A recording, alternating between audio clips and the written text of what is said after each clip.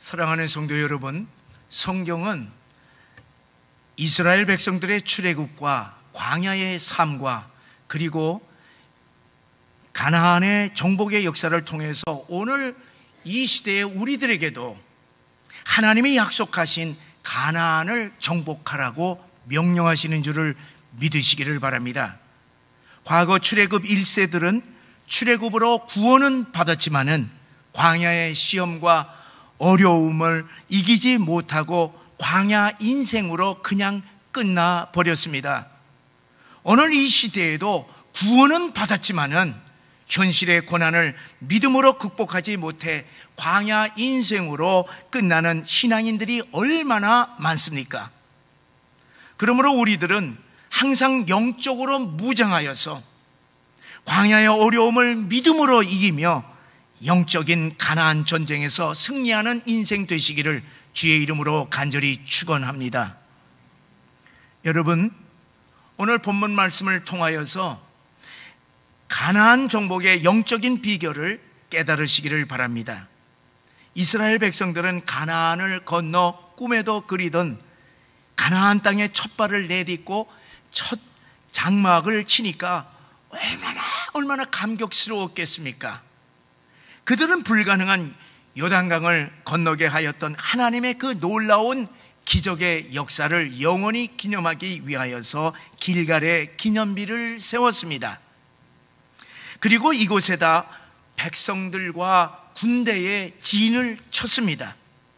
이곳에 가나안 정복을 위한 이스라엘 군대의 사령부를 세웠던 것입니다. 그들은 이 길갈에서 전쟁을 시작했습니다.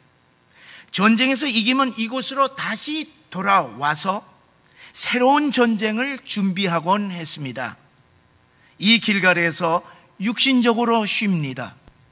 또 길갈의 기념비 앞에서 다시 영적으로 힘을 받아서 다음 전쟁에 나갔던 것입니다. 이 길갈에서 안식과 그리고 재무장함으로 이스라엘 백성들은 가나안의 모든 전쟁에서 승리를 거두었던 것입니다. 그런데 오늘 본문의 말씀에 보게 되면은 하나님은 이 길갈에서 우리들이 도무지 이해할 수 없는 명령을 두 가지를 하시고 있습니다. 그것은 이 적진 여리고 앞에서 먼저 할례를 행하라 하는 것이고, 그 다음은 유월절을 지키라는 명령입니다. 여러분, 이 두 명령은요, 전쟁과는 전혀 상관없는 것입니다. 이런 것들을 하게 되면은 전쟁 승리는커녕 하면은 망하는 지름길입니다. 할례를 하면은요 3일 동안 신음을 하고 일주일간 아무것도 하지 못합니다. 그리고 유월절 행사를 하는데 일주일 걸립니다. 두 행사를 하게 되면은 보름 동안 전쟁을 준비하는 것이 아니라 아파서 눕는데 한 주간, 그리고 노는데 한 주간 이렇게 걸립니다. 자, 그들이 진을 치고 있는 이 길가는 어떤 곳이냐 하면은 여리고성, 그들이 있는 곳에서 여리고성까지 3.2km 이제 떨어진 그 여리고 평원이 펼쳐지는데, 거기에 여리고성이 이제 자리 잡은 것입니다. 그러니까 바로 적군 앞에 이제 적군을 두고서 할례를 행하고 그리고 유월절 축제를 행한다고 하는 것은, 이것은 무모한 짓입니다. 제발 우리를 좀 죽여달라고 하는 자살 행위나 마찬가지였습니다. 실제로 이제 과거의 예가 있습니다. 창세기 34장에 보게 되면은 야곱의 딸 디나가 세겜성에서 강간을 당하는 사건을 이제 맞이하게 되자 이 야곱의 아들들이 계략을 꾸몄습니다. 그래서 세겜성 모든 사람들에게 다 할례를 행하게 하고, 이제 그들이 3일째 아파서 신음할 때에 기습을 했습니다. 야곱의 두 아들들은 시몬과 레위인데, 이 두 사람이 칼로 세겜의 모든 남자들을 전부 다 몰살시키는 역사적인 사건이 있었던 것입니다.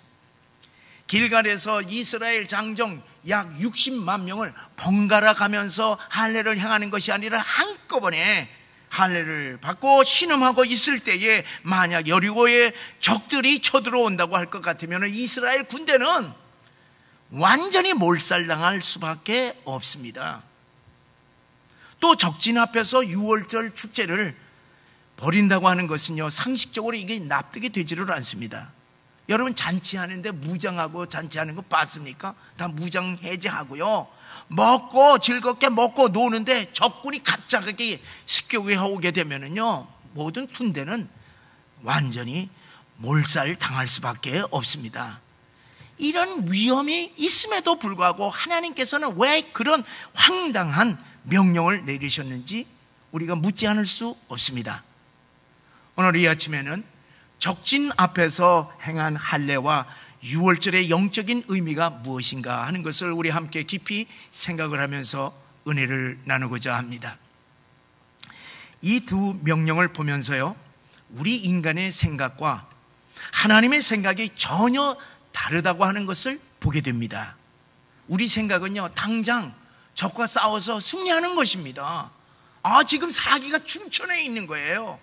그때 그냥 공격을 하게 되면 이기게 되는데, 전쟁은 하지 아니하고 이렇게 그냥 보름 동안 이렇게 그냥 사기 충천한 이것을 전부 다 내리는 겁니다. 여러분, 우리 생각에는요, 지금 우리 눈앞에 있는 경제적인 문제, 건강의 문제, 사업의 문제, 코로나의 문제, 자녀들의 문제들이 해결되는 것입니다. 우리의 여리고성을 무너뜨리는 것이 중요하지 않습니까?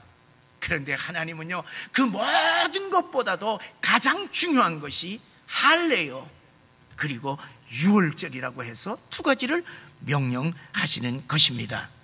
자, 왜 적진 앞에서 먼저 할례를 요구하시는 것입니까? 할례는 하나님의 백성들과 맺은 하나님의 언약의 표시이기 때문에 이스라엘 백성들에게 할례보다 더 중요한 것이 없기 때문에 하나님께서는 할례를 행하라, 그렇게 명령하신 것입니다. 하나님은 아브라함이 나이 99세 때에 최초로 할례를 행하라고 하는 명령을 하고 이 할례를 통하여서 하나님의 백성이 된다고 하는 언약을 딱 맺었습니다. 그래서 이스라엘의 모든 남자들은 태어난 지 8일이 지나서 할례를 받게 되는데, 이 할례를 통하여서 하나님의 백성과 이방인이 구별되었던 것입니다. 자, 그런데 이 출애굽 1세들은요 430년 동안 노예 생활하면서 그들은 할례를 다 받았습니다. 그래서 이 출애굽 1세들은 애굽에서 할례를 받아 하나님의 백성이었는데, 광야에서 태어난 2세들은 할례를 받지 못했습니다.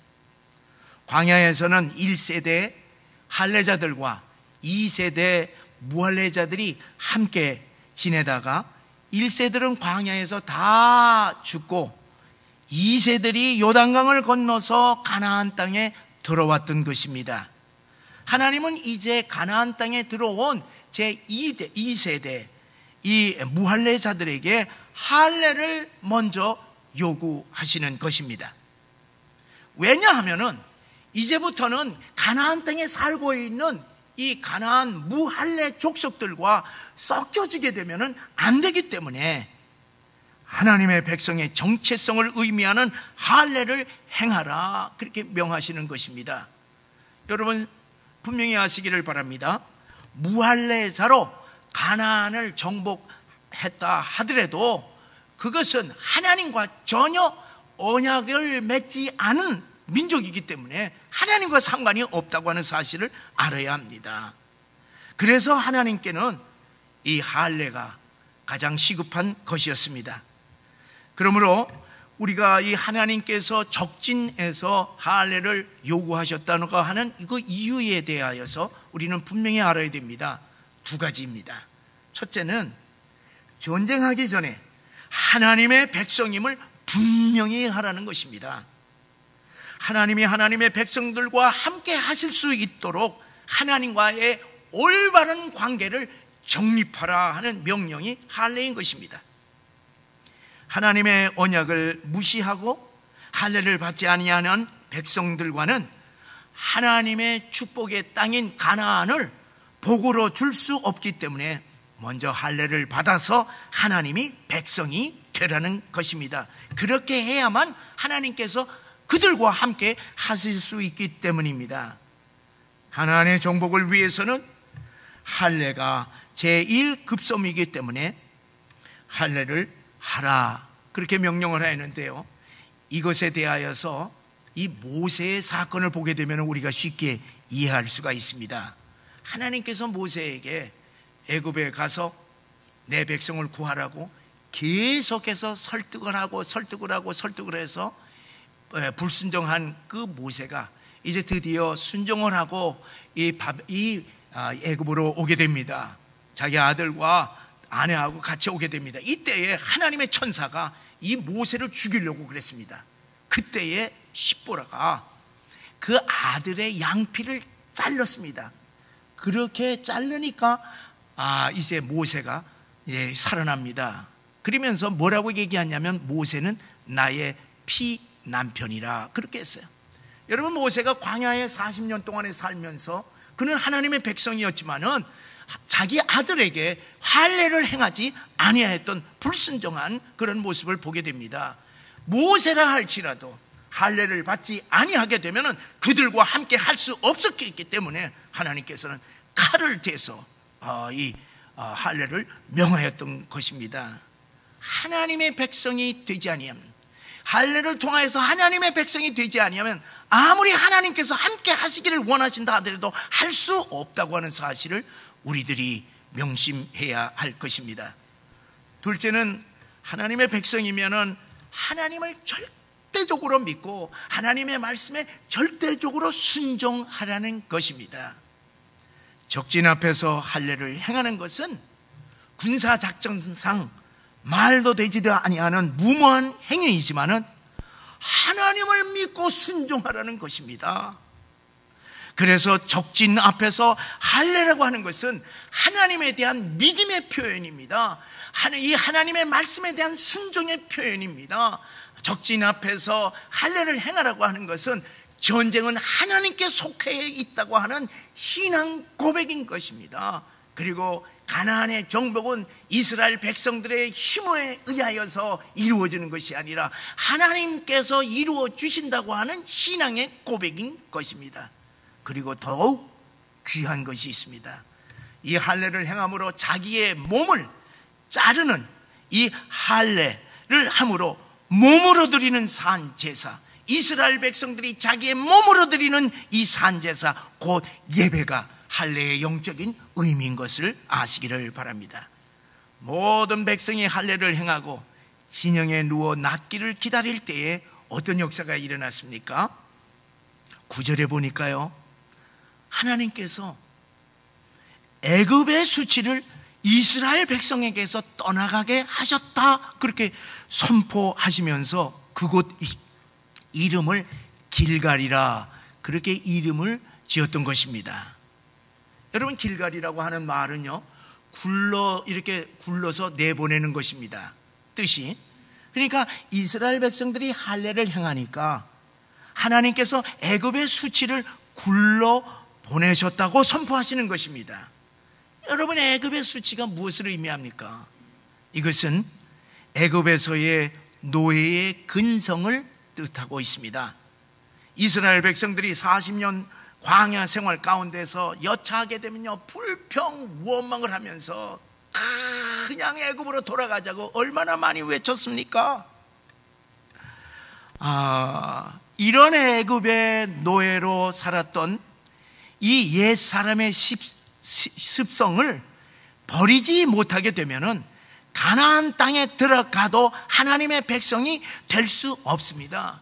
여러분, 가나안 땅에 가서 애굽 이 광야에서 있었던 것처럼 그저 무슨 사건만 터지게 되면 그냥 애굽으로 돌아가자고 불평 원망하면은 어떻게 되겠습니까? 그래서 하나님께서는 이 할례를 통하여서 애굽의 노예 근성의 그 수치를 깨끗하게 이렇게 굴러보내고 깨끗하게 씻었다고 선언을 하시는 것입니다. 사랑하는 성도 여러분, 이것은요 우리들이 예수를 믿고 하나님의 백성이 되었을 때 일어나는 영적인 사건이라고 하는 사실을 아시기를 바랍니다. 우리들도 이전에는 어떤 삶이었습니까? 죄의 노예였습니다. 죄의 노예였을 때에 그 모든 죄의 수치를 이제 예수 그리스도를 영접함으로 말미암아 주님께서 용서해 주시고 그 수치를 씻어 주셨다고 하는 뜻이 되는 것입니다.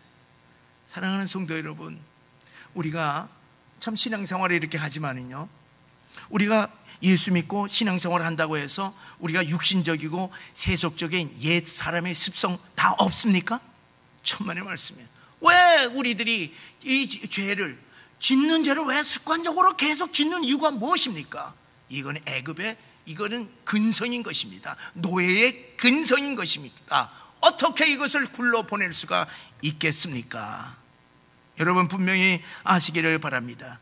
이 성전에서 우리들이 드리는 산제사 예배를 통하여서 모든 과거의 이 수치들이 깨끗이 씻음 받는다고 하는 사실을 믿으시고 우리들이 예배 때마다 길갈의 역사들이 일어나시기를 간절히 주님의 이름으로 축원합니다. 10절에 보니까요, 하나님은 할례 받은 다음에 하나님의 백성으로서 유월절 행사를 지키라 그렇게 명령하신 것입니다. 최초의 유월절 사건은요, 이스라엘 백성들이 애굽에서 이 어린 양의 피를 이제 문설주에 이렇게 바름으로 이 죽음의 심판에서 구원받아서 애굽에서 완전히 해방되었습니다. 그래서 이 유월절은 바로와의 전쟁에서 승리한 구원의 감격과 승리를 찬양하는 해방 축제였습니다.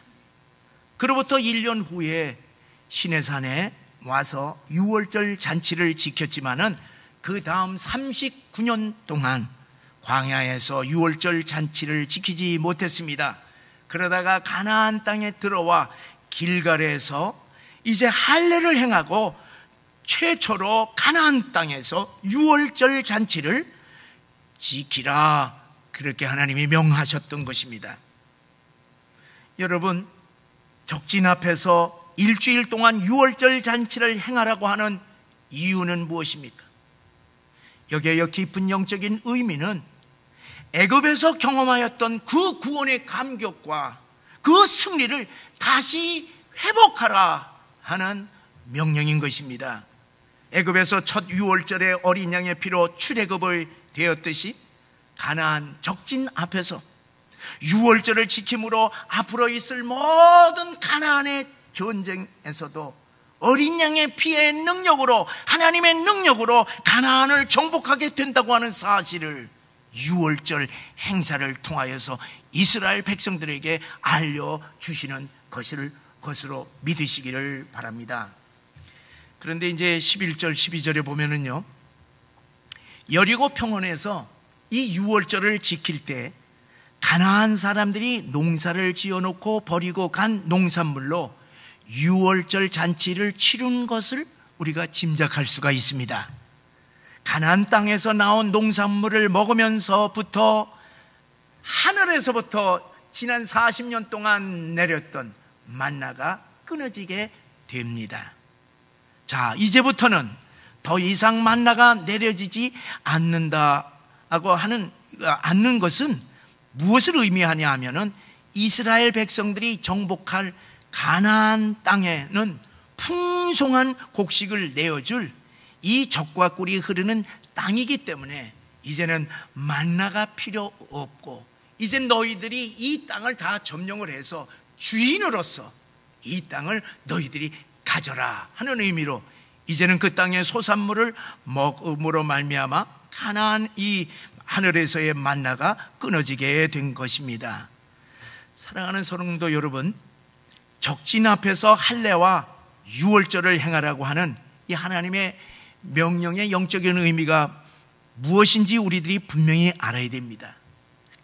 하나님은 우리 인간이 생각하기에 도무지 이해할 수 없지만은 우리에게 가나안을 정복할 수 있도록 하나님은 모든 것을 다 예비하시고 그리고 가나안을 정복하라고 말씀하신다는 것을 믿으시고 우리에게 명령하시는 모든 명령을 이해하든 못하든 순종하시기를 주의 이름으로 간절히 축원합니다.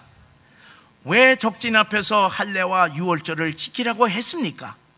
1절에 보세요.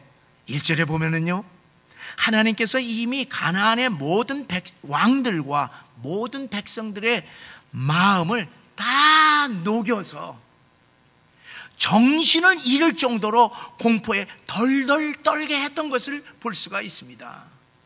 이스라엘 백성 먼저 앞에 가셔서 하나님께서 다 영적인 작업을 다 했던 것입니다. 이스라엘 백성들이 요단강을 마른 땅으로 건너온 것은 이 가나안 백성들에게는 마지막 최후의 방파제인 요단강이 완전히 무너진 사건이었습니다.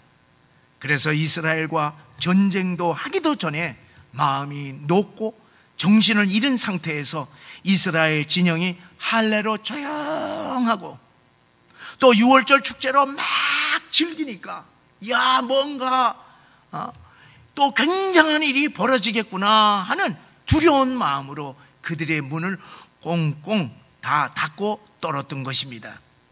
사랑하는 성도 여러분, 이것이 바로 우리 하나님의 백성들이 참여하는 영적인 전쟁에서 일어나는 전쟁터의 모습이라고 하는 사실을 여러분들 믿으시기를 바랍니다.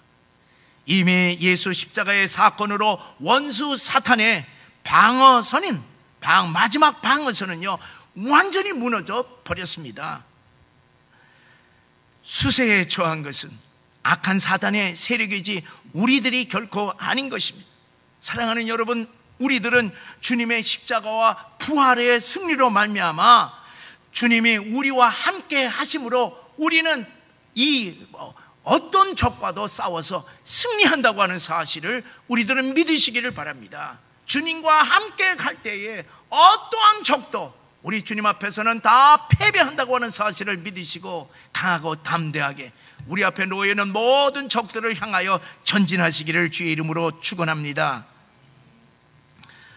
사랑하는 여러분, 우리가 어떻게 영적인 가나안 전쟁에서 승리할 수 있겠습니까?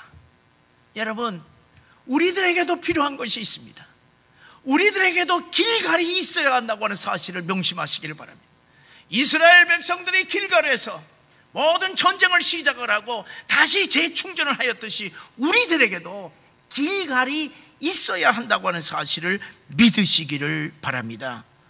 우리들도 영적인 안식과 재무장을 해야만 계속되는 매일매일의 가나안 전쟁에서 승리할 수 있다고 하는 사실을 믿으시기를 주의 이름으로 축원합니다. 그러면 사랑하는 성도 여러분, 우리의 길가는 어디입니까? 여러분, 우리의 길가는 어디겠습니까? 바로 하나님 앞에 나와 예배드리는 이 성전인 줄 믿으시기를 바랍니다. 여러분, 이스라엘 백성들의 길갈의 기념비와 할례와 유월절은 오늘 우리들에게 무엇을 의미하고 있습니까? 여러분, 그 모든 것이 무엇으로 요약이 됩니까? 그 모든 것이 오직 주님의 이름만을 높여드리고 주님을 찬양하고 주님의 영광 존귀를 드리고자 하는 예배라고 하는 사실을 여러분 명심하시기를 바랍니다. 사랑하는 성도 여러분, 하나님의 백성들이 함께 이 성전에 나와 예배를 드릴 때마다 하나님께서 우리를 만나주시고 우리를 용서해 주시고 우리의 수치를 굴러가게 하시고 위로하시고 치유해 주시고 가나안 같은 이 세상을 정복할 수 있는 영적인 새 힘을 주시는 줄 믿으시기를 바랍니다. 그렇기 때문에 예배라고 하는 것은 우리들의 생명줄이라고 하는 사실을 잊지 마시기를 바랍니다. 그런데 성도 여러분, 오늘 우리 한국교회는 어떻습니까? 어떻게 하다 보니 교회가요, 우리 사회의 공공의 적으로 몰려있는 것입니다. 우리 한국교회 지도자들이 세상과 타협을 해서 교회의 생명인 이 예배를 너무나 쉽게 팔아버렸습니다. 여러분, 그동안의 방역 당국의 구령에 맞추어서 예배당의 규모의 예배당 규모의 50% 나와라, 30%다, 20%다, 10%다, 마지막으로는 영상 예배를 위한 20명 이하로 제한을 당하는 일에 그동안 너무나 잘 훈련된 병사들처럼 명령에 순종하는 교회들이 다 되어버렸습니다. 과거에는 총칼 앞에서도 예배만큼은 양보하지 않았는데 오늘 이 시대는 때리지도 않습니다. 욕하지도 않습니다. 그냥 감옥에 가두지도 않는데 코로나의 위협과 세상의 공갈에 벌벌 떠는 순한 양들이 되어서 예배의 문들을 닫아버리고 있으니요, 가슴이 너무너무 아픈 것이, 지난 주간에는요 교회에서 예배를 계속 드린다고 해서 두 교회가 폐쇄되었습니다. 저는 그것도 구청장의 명령, 여러분, 저는 이 하나님의 성전을 사람들의 공권력으로 의하여서 무참하게 닫혀지고 있는 이 사건을 보면서요, 저는 너무 가슴이 무너졌습니다. 그래서 제가 통계를 다시 찾아봤습니다. 도대체 지난 우리 한국에서 통계가 어떻게 된 건가? 2월 달서부터 7월 달까지 매일매일, 제가 이제까지 본 것은 어느 국회의원인데요, 이제는 질병관리청 그 보도 자료, 그거를 제가 눈에 들어와서 그것을 찾다가 2월 달서부터 7월 달까지 매일 다 찾아봤습니다. 사랑하는 성도 여러분, 저는 목사이기 때문에 이렇게 험한 얘기를 할 수가 없습니다.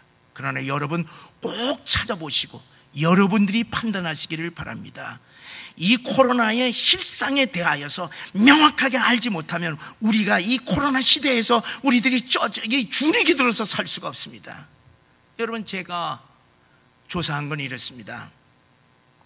지난 7월 14일서부터 어제까지 대개 1600명에서 1784명까지 나왔어요. 청해부대 270명이 합하면 1870 몇 명이 됩니다. 그런데 그 확진자가 나오기 위해서 검사한 숫자를 보니까 얼마나 나왔냐면, 몇 명 검사했냐면 13만 명에서 14만 2천 명까지 검사를 해서 그러한 이 확진자가 나왔습니다.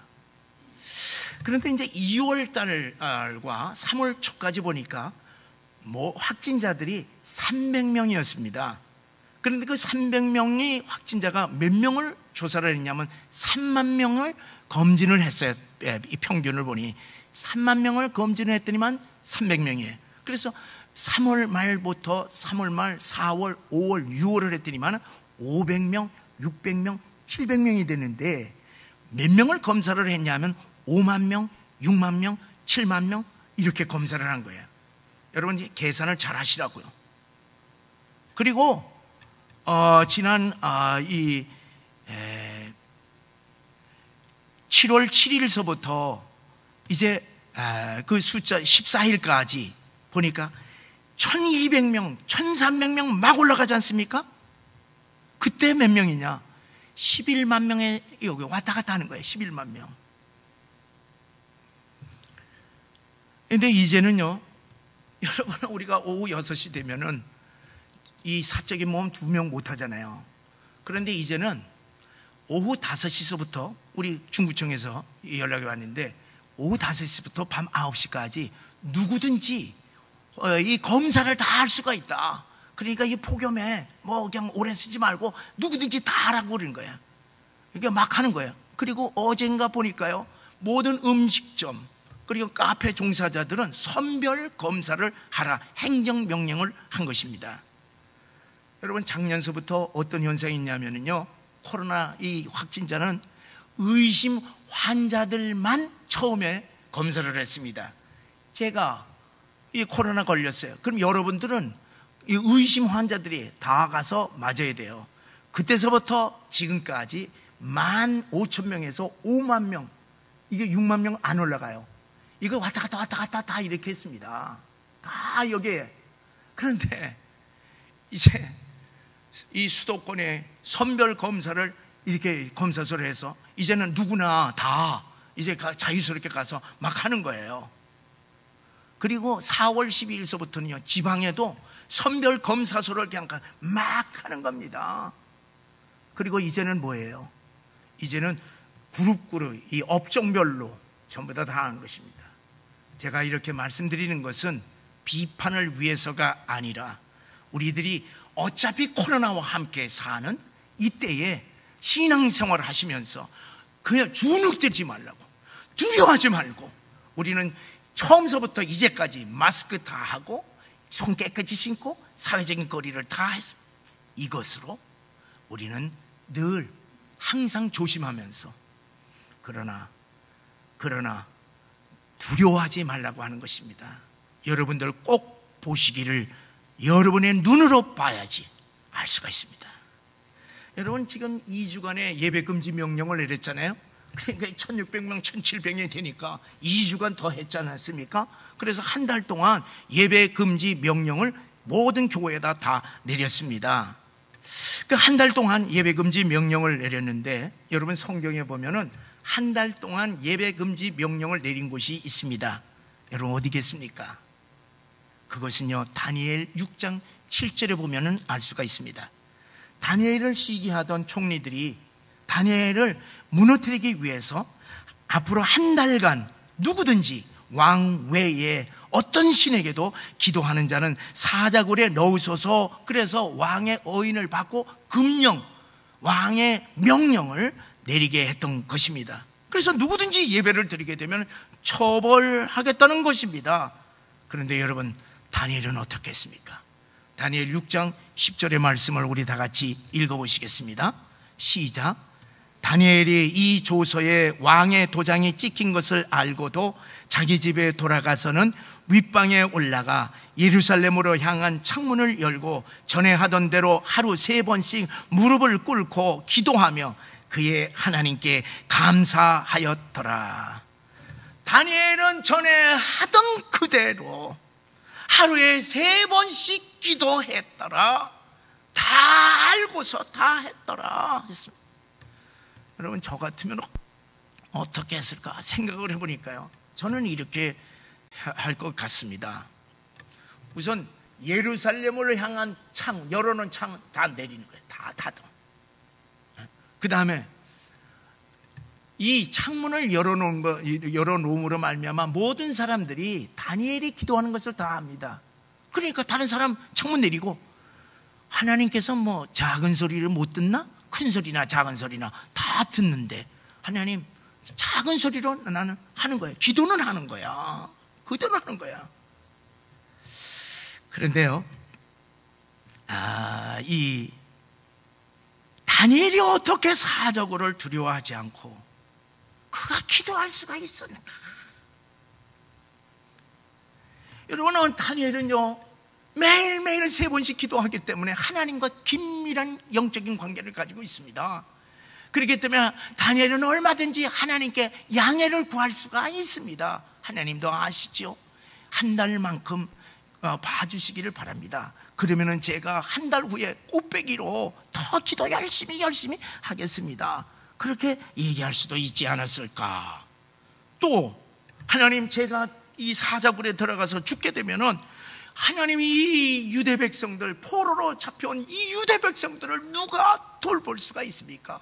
그러나 또한 이 전 세계를 다스리는 이 나라의 제가 최고 총리인데 내가 하나님께 이 가운데서도 영광 돌리는데 누가 하겠습니까? 한 달만 봐주시지 않겠습니까?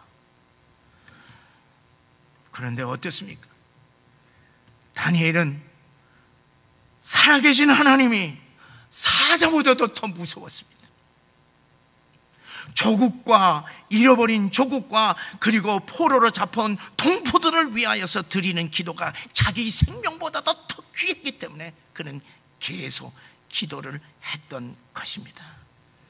사랑하는 성도 여러분, 이렇게 몸 바쳐 하나님께 예배 드렸더니 어떤 역사가 일어났습니까? 하나님께서 그를 사자굴에서 살렸을 뿐만 아니라 그의 대적들을 전부 다 사자굴에 다 심판해 버렸습니다. 그리고 다니엘의 인생은 어떻습니까? 여러분, 목숨을 다하여서 하나님 앞에 예배와 기도를 지켰던 다니엘은요, 바벨론, 메대, 파사 3대 제국의 최고의 총리가 되는 가나안의 놀라운 축복을 하나님께서 주셨다고 하는 사실을 아시기를 바랍니다.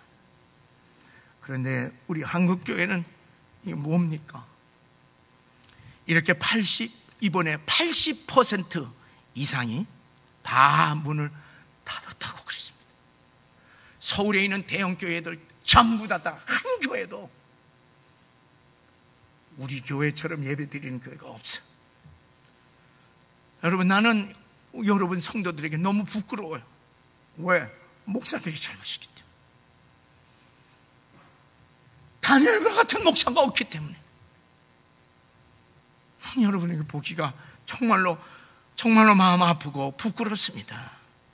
여러분, 평안할 때 우리 한국 교회의 신앙이 대단한 줄 알았는데 코로나의 장수가 일어나니 한국 교회가 와르르 그냥 다 무너지는 것을 보니 그동안의 한국 교회의 신앙은 모래 위에 쌓았던 신앙이라고 하는 것을 우리는 지금 우리의 눈으로 여실히 보고 있습니다. 하나님의 말씀에 순종하는 자들은 그들의 신앙의 집이 반석 위에 세워져 있지만은, 그러나 하나님의 말씀에 순종하지 않은 자들은 마태복음 7장 27절에 이렇게 말씀합니다. 비가 내리고 창수가 나고 바람이 불어 그 집에 부딪힘에 무너져 그 무너짐이 심하니라. 광야의 인생으로 끝나버리는 것입니다. 사랑하는 성도 여러분, 우리는 적군 앞에서 두려워 말고 할례를 행하라, 유월절을 지키라고 하는 이 하나님의 말씀을 통하여서 우리는 영적으로 재무장하여서 새 힘을 얻으시고 다시 일어나시기를 주님의 이름으로 간절히 축원합니다. 사랑하는 성도 여러분, 가나안은 이미 우리들에게, 하나님의 백성들에게 이미 약속하신 땅이기 때문에 우리들이 어떤 환난 가운데서도 우리 주님과 함께 갈 때에 우리에게는 가나안에 예비된 축복을 우리가 누릴 수 있다고 하는 사실을 분명히 믿으시기를 바랍니다. 우리의 길가린 이 성전에서 하나님의 백성으로서 언제나 주의 전에 나와 하나님의 백성과의 관계를 올바로 정립을 하고 우리들이 과거에 경험하였던 그 구원의 감격과 그 승리와 그리고 예수 그리스도의 보혈의 능력을 가지고 우리들에게 약속하신 가나안을 향하여서 계속 전진하시면서 가나안을 정복하시는 여러분과 제가 되시기를 주의 이름으로 간절히 축원합니다.